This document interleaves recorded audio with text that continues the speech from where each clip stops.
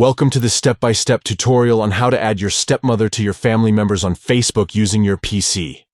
Let's get started. Step 1. Open Facebook by launching your web browser and going to www.facebook.com. Step 2. Once on the Facebook homepage, click on the profile photo located at the top right corner of the screen. This will take you to your profile. Step 3. On your profile page, find the About tab and click on it. Step 4. In the Family and Relationships section, locate the Add Family Member option under Family Members and click on it.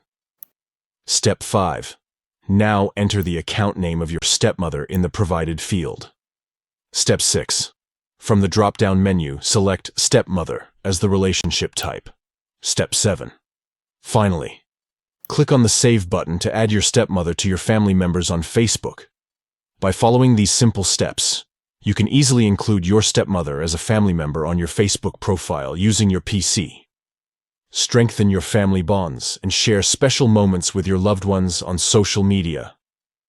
Enjoy the process of connecting with your stepmother and building cherished memories together.